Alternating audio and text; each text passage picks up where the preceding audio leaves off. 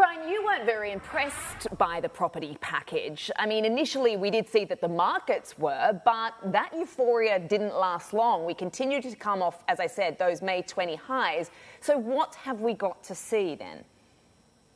Yeah, I actually thought the domestic indices in China took a very rational view towards that property package. They really didn't get much upside boost at all. The Hong Kong shares have been swinging wildly relative to the domestic shares, which is another fascinating technical aspect of what's going on in Chinese equities.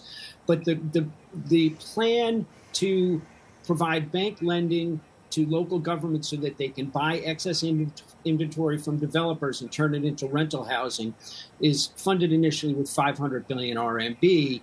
And we're talking 10 to 12 times that in excess inventory just being held by developers. That doesn't even count the empty apartments that have been purchased that are starting to come to market. So really just a drop in the bucket, wholly insufficient. I will say the one significant thing that has happened on property is they have cut back on the home purchase restrictions in a number of key tier 1 cities. So Guangzhou, Beijing, Shanghai taking down payments down from 20-25% to 15-20%.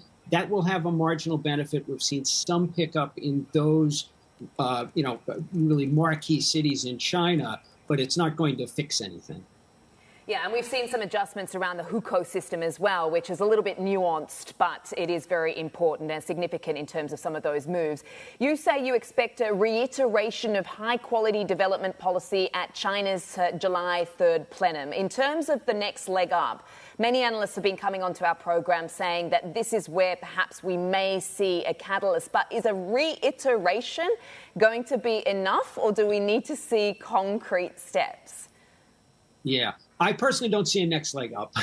I see the next leg in the opposite direction. It is hard to get short Chinese equities into these big events because they like to make a splash.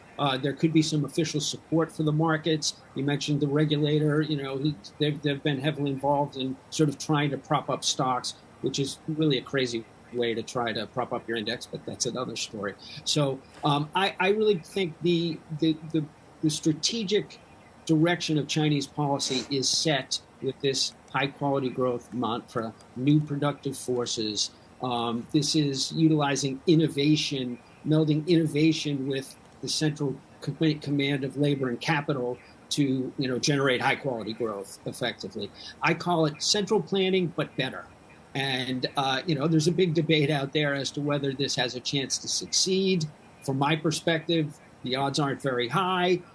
Some who are, more optimistic about the Chinese bureaucracy's ability to pull this off, think it's not a bad plan. But I don't think we're going to get anything new out of the third plenum other than, again, just reinforcing this idea of a, industrial planning on steroids to take China into the new era. And I don't anticipate anything to address the legacy problems in real estate, because the problem in real estate is, pick your number. Maybe it's $10 trillion.